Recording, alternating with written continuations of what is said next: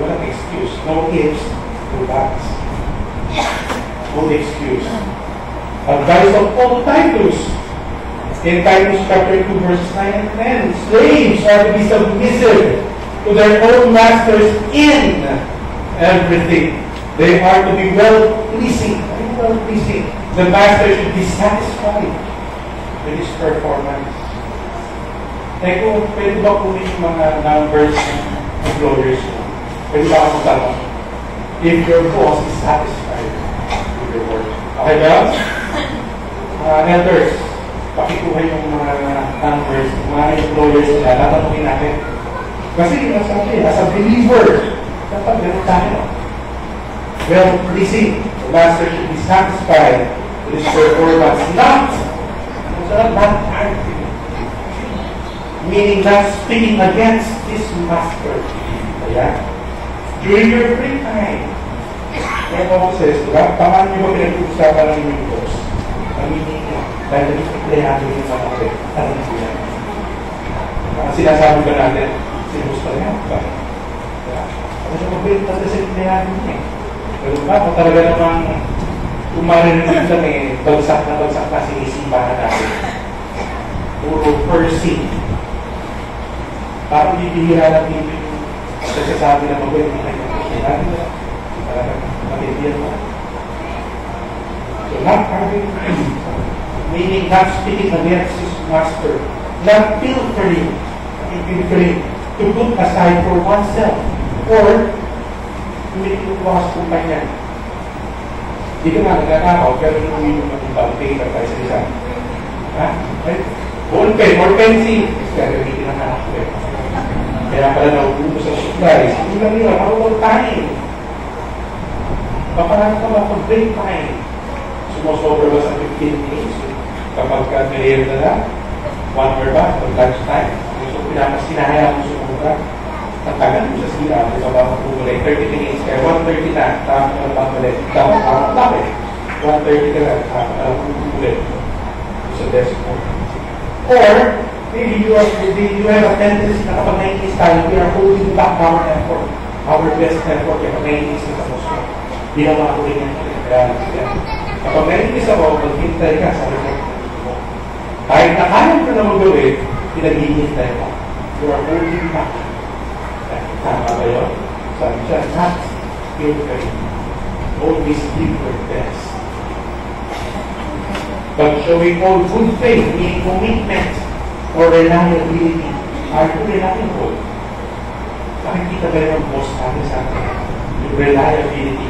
Talagang ito, makakasama mo ito. Kapag kinakusap ka yung boss mo, nasabihin niya, hindi talagang niya, makakasama. Hindi pwedeng mawala niya sa kumpanya. O ang sasabihin, hintay mo nga na mag-resign niya eh. Pabigat na lang pala, hindi ka na nakakatulog. Reliability. So that in everything, they may adorn the doctrine of God, our Savior.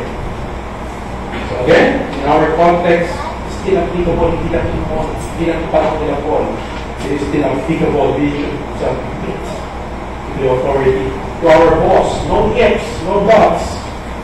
We need to give them respect. Remember, 1 Peter, be subject to your masters with all respect, not only to the good and gentle, but also to the unjust. Pastor, pwede ba burahin na natin? Simulan mo ito, pwede nyo sa mga church. Kaya kasama na rin ang kapatid. Also to the unjust. Paano kung ayaw na daw magbigay ng increase ang pulipot eh? Still, give honor. Basta ang dami magbigay ng trabaho, eh bago na sa desko ayaw pag-iilan eh. Still, give honor and respect. Because our job, we do it not for our boss. We do it for who? For the Lord.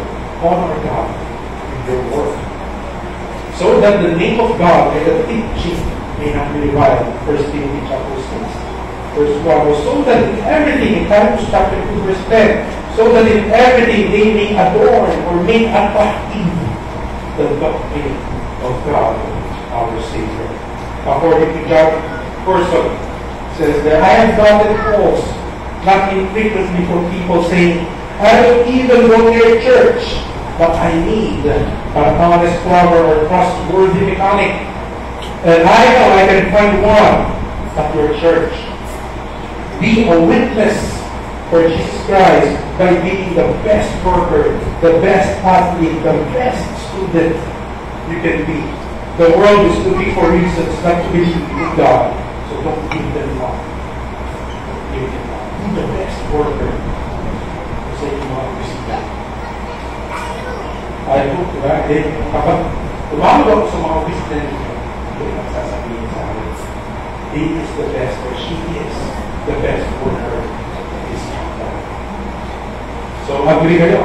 Pwede ko ba kulit yung number ng mga boss na? Pwede ba? Para mga mga ushers, bago kayo mabas, pakisulat ko. Pwede ba? O, bigyan mo muna ng time. Pastor, mga 6 months. Huwag mo na kayo, biglaan naman eh. So our work should reflect our faithfulness to the Lord. Remember, our work is a divine calling. It is a calling from God. We should become good stewards of what He has provided for us. Christian employees should be a positive witness to their workplace, especially to their boss. Even for those who are self-employed, you should be a positive witness to your customer, to your client. Remember that as we do the prescription stated in 1 Timothy chapter 6, verses 1 and 2, even in Titus chapter 2, we are giving honor to God. We are giving honor to Him. So let us show faithfulness in our work. In 1 Timothy 6, chapter 6, verse 2, rather, they must serve all the better pertaining to a Christian boss. Pag Christian ang boss natin, they must serve all the better, since those who benefit by their good service are believers and beloved.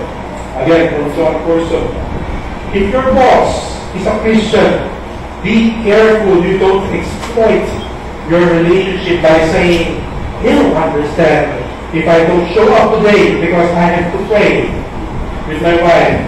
Spiritual pagdating. Or I can't keep my commitment at work because the Spirit is calling me to go to the lake and meditate. Please, huwag mo gagawin niya. Ha? Sa mga Christian yung boss mo, maintindihan niya, mag-meditate ako nga. Huwag mo gagawin niya. Don't be one to take advantage of a boss who is a brother or sister in the Lord. Instead, take care to esteem them even higher. Kung kanina sabi, big honor, kahit ba unjust na eh. Pero lalo na kung believer yan. Don't put honor them. Wala, yung word mo, don't be in off. Kung Christian yung boss ka. Hindi yung reason para kung Christian na kapatid naman tayo hindi yan. Yung sinasabi ng ating text nga sa verse 2, chapter 6. Doble ng ating effort kapag Christian ang ating boss. Lalo na kapag Christian yung kliyente natin, hindi nadayarin. Christian na natin. Hindi nadayarin. Lahat na. Huwag din yung service mo.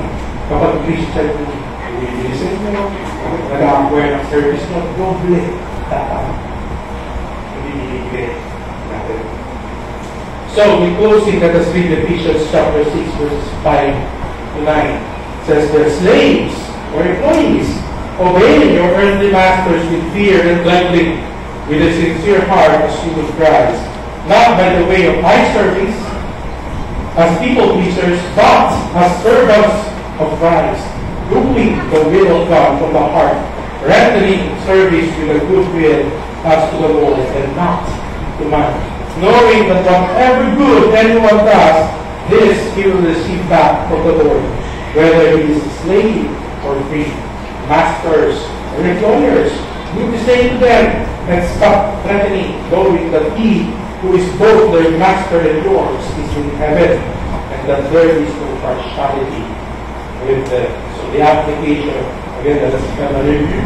Obey proper authorities in the workplace. Do more than what's expected of you. Fulfill your duties with sincerity. Honor the Lord in your work. Be days and cling to Christ of God's reward